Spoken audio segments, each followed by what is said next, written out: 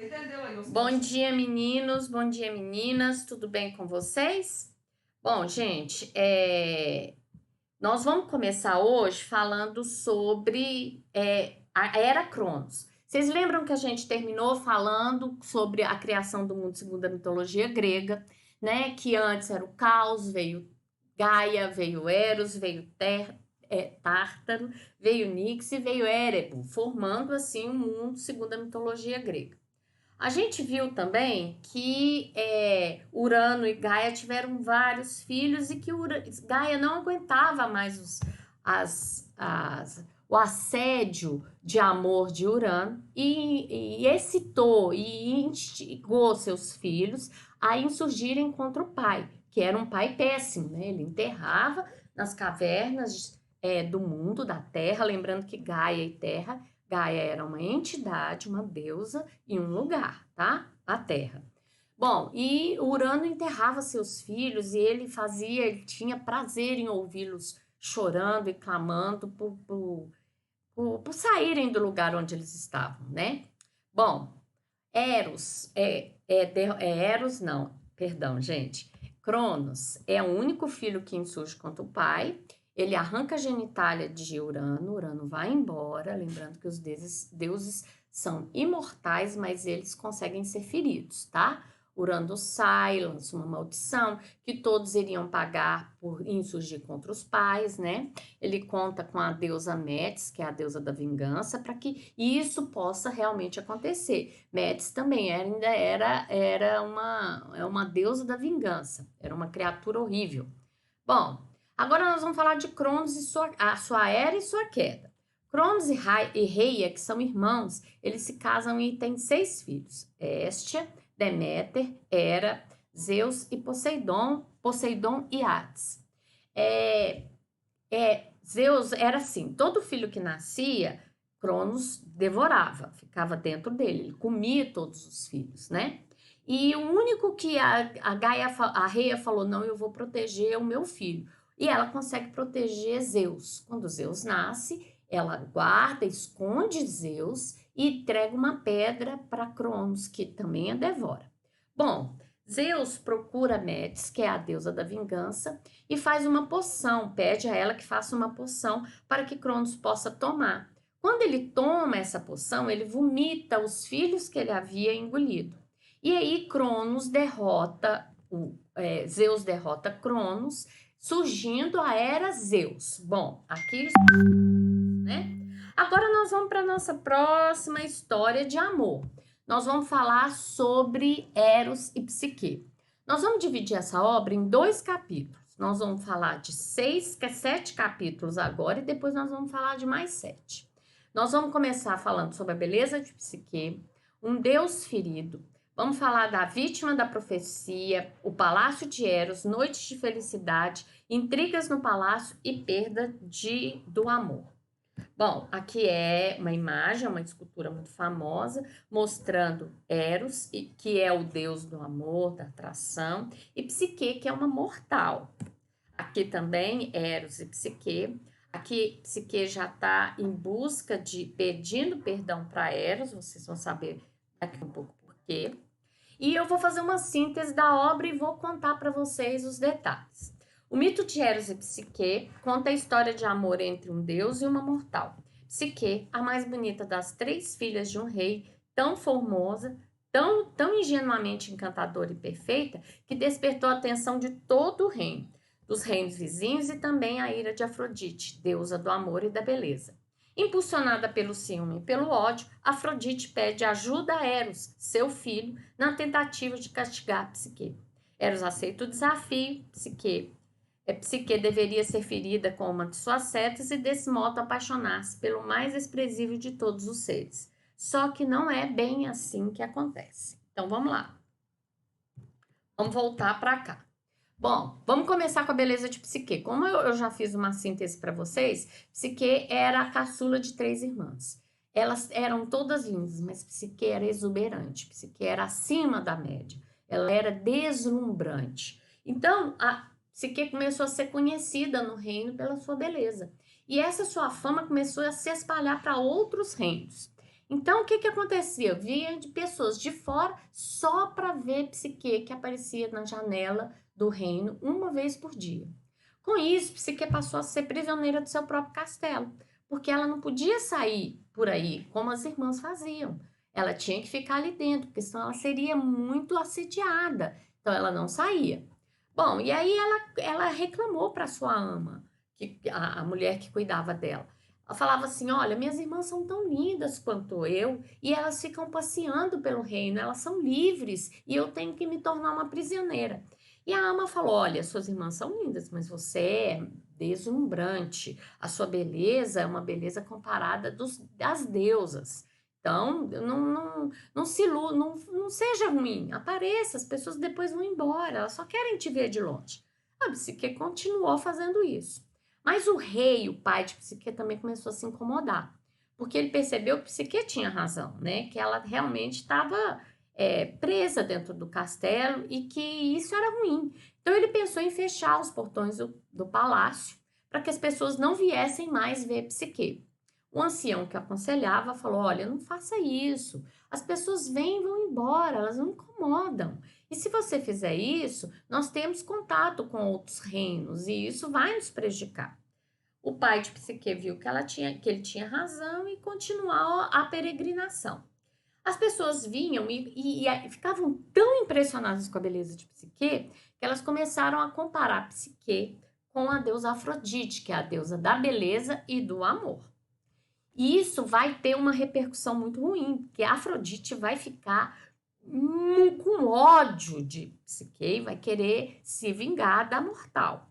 Bom, além de comparar Afrodite, a beleza de Psique com a beleza de Afrodite, muitos até diziam que Psique era mais bela ainda do que Afrodite. Os templos dedicados às oferendas à deusa Afrodite começaram a ser abandonados em função da beleza de Psique. Isso aí coroou verdadeiramente o ódio que Afrodite tinha com relação a Psique. Gente, uma coisa que é importante falar para vocês. Os deuses do Olimpo, eles têm atitudes de seres humanos. Eles não eram igual ao deus da cristandade, que é só bondade. Os deuses do Olimpo eram vingativos, furiosos, eles faziam muitas coisas ruins também. E eles submetiam os mortais às suas vontades. Isso é muito importante lembrar. Então, a Afrodite jura vingança a Psique, sendo que é importante falar que Psique não tem culpa nenhuma do que aconteceu. Ela não tem culpa da sua beleza, ela não tem culpa da admiração que ela despertou e nem o afastamento dos mortais aos templos dedicados de Afrodite, tá? Bom, Psique fica com ódio, pede a Hermes que chame seu filho Eros, que é o deus do amor. Lembra que é uma divindade muito importante que aproximava os elementos para que dessem origem a outros elementos, que surge das profundezas do caos? Pois é, filho de Afrodite. Hermes, sem questionar, vendo que a Afrodite estava transfigurada de ódio, ele vai e chama Eros. Eros prontamente aparece, né, no palácio de Afrodite, e ela conta: olha, tem uma mortal que está querendo se passar, que está querendo ser mais bela do que eu, e ela precisa ser castigada. E Eros pergunta como que a mãe dele quer que ele faça essa vingança. Ela fala: você vai flechar, você vai ferir Psique e vai fazer ela se apaixonar pelo mais desprezível dos mortais. Bom, Eros desce fazer sua missão. Quando ele vê Psique, ele fica enfraquecido. Lembrando que ninguém no céu ou na terra poderia se livrar das flechadas de Eros, tá? Não. Bom, Eros flecha, Psique, só vai para flechar Psique, mesmo encantado com a sua beleza. Só que tem uma reviravolta aí, gente, tem uma peripécia. A flecha, em vez de ferir Psique, fere o próprio Eros, o próprio Deus. Ele fica flechado e perdidamente apaixonado por Psique. Perdidamente apaixonado. Mas no fim ele também lança uma maldição. Ele fala: uma vez que eu sou apaixonado por ela, ela não vai conseguir a paixão de nenhum mortal. Os mortais vão admirá-la, mas nenhum mortal vai se apaixonar por Psique. Bom, agora vamos para a vítima da profecia. O pai de Psique começou a ficar muito preocupado, porque ela era admirada, mas nenhum mortal se apaixonava por ela. E ele pensou, as minhas outras duas filhas, que não são tão belas quanto Psique, já se casaram com pessoas importantes, pessoas de destaque da época. E Psique não recebe nenhum pedido de casamento. A beleza de Psique vai passar, porque ela vai envelhecer. E aí ele conversava, conversava muito com a mãe, com a rainha, a mãe de Psique, e ela também estava muito preocupada com isso. Os dois resolveram fazer o seguinte, resolveram ir para o oráculo de Delfo, que era a manifestação do deus Apolo. O deus Apolo, para saber o que estava acontecendo, né? Eles faziam muito isso na Grécia, na mitologia grega acontecia muito. Bom, chegando lá, antes de chegar lá, Eros já sabia de tudo, ele combina com Apolo para que Apolo faça o que ele quer, né? E Apolo vai fazer, vocês vão ver o que é. Chegando lá, os pais ficam sabendo que Psique não está pronta para casar com nenhum mortal, que ela vai se casar com uma cobra gigante alada, um monstro, que era para os pais vestirem Psique de noiva e abandonarem nas montanhas, e que ela iria se casar com esse monstro. O pai fica arrasado, a mãe também. Mas, uma vez que você procura o oráculo de Delfo, você não pode deixar de seguir os conselhos que eles deram. Então, os pais tinham que fazer isso.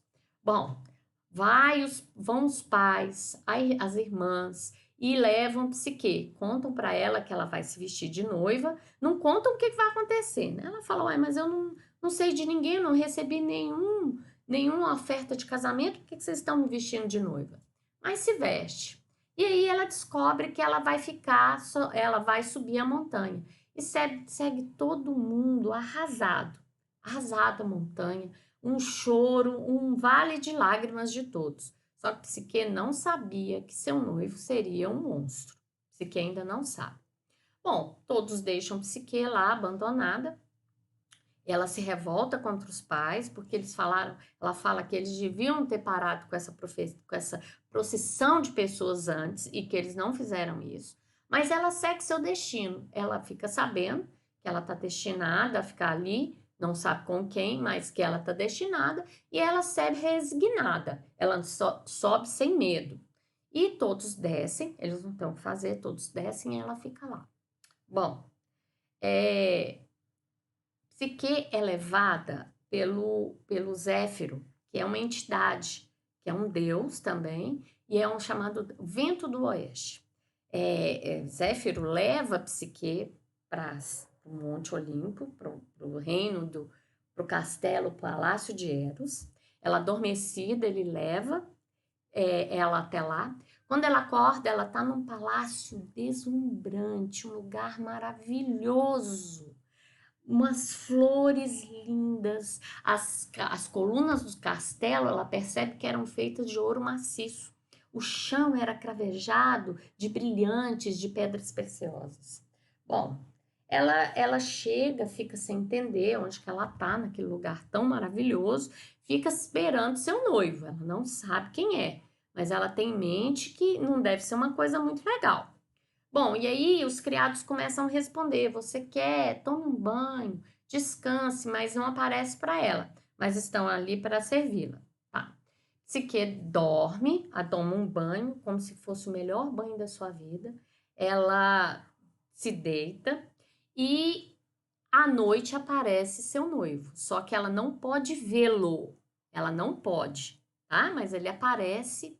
E aí ela percebe que não pode ser um monstro pela noite maravilhosa de amor que eles tiveram. E eles têm muitas noites de felicidade. Eles se amam profundamente. Mas Eros alerta Psique que não tenha contato com o seu mundo, o mundo dos mortais novamente. Porque isso pode acabar com o amor dos dois. Bom, a Psique fica sem saber. Por que você está falando isso? Porque suas irmãs estão rodeando as montanhas onde você foi deixada. Elas estão passando por lá. Lembrando que os deuses tinham uma visão da terra, né? Eles sabiam o que estava acontecendo. Bom, quando ele fala isso, Psique fica muito mexida, ela fica muito triste, porque ela também sente falta das irmãs. E ela implora para Eros que ela possa falar com as irmãs, que as irmãs possam visitar. E aí, as irmãs, Zéfiro faz a mesma coisa, leva as irmãs até o palácio de Eros, lembrando, gente, que Psique nunca tinha visto o rosto do seu amor.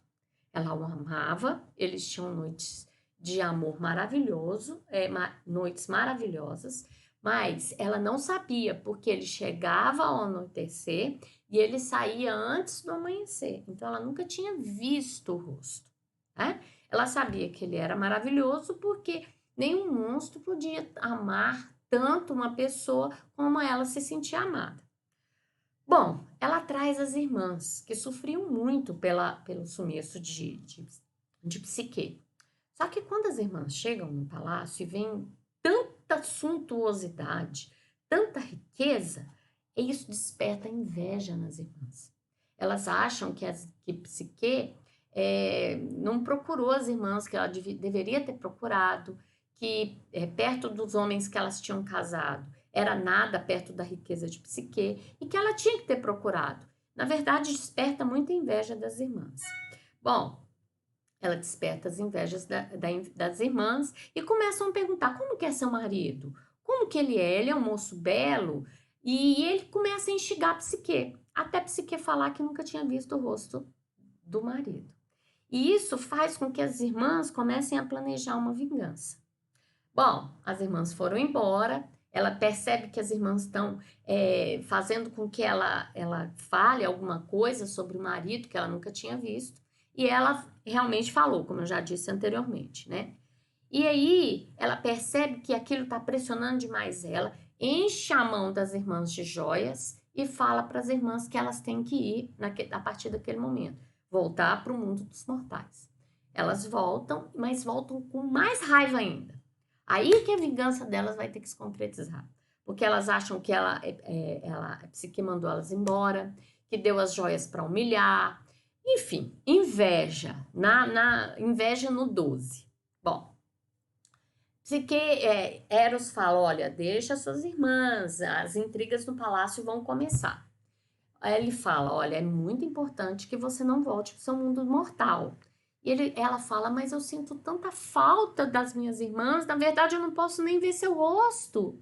E aí Eros fica, se sente pressionado com isso e permite que as irmãs retornem. Quando as irmãs retornam, novamente trazidas por Zéfiro, o vento do oeste, elas começam a falar, olha, você não pode ficar desse jeito. Você precisa ver o rosto do seu marido. E se for um monstro alado? E se ele estiver planejando te matar? Se ele for um monstro, ele está planejando te matar. E a Psique começa a ficar muito intrigada, ela começa a ficar com medo. E as irmãs falam o seguinte para ela, olha, você vai executar o seguinte plano. Quando anoitecer, você vai levar uma lamparina para o seu quarto e uma faca. Faca? É uma faca. Se for um monstro, você vai ter que matá-lo. Tá, você vai fazer isso. E à noite, depois que ele adormecer, você vai iluminar o rosto dele com a lamparina e vai ver como é que ele é. Bom, Psique faz isso. Psique leva a lamparina à noite para o quarto e uma faca. Depois que ele dorme, ela acende a lamparina com o maior cuidado, ilumina o rosto do seu marido e vê que é um jovem lindo, maravilhoso. Era um deus grego, era maravilhoso. E ela fica deslumbrada com seu marido. A faca estava esquentando na sua mão, ela larga, se arrepende profundamente do que ela fez e ela vai perceber a partir desse momento que ela vai perder o seu amor.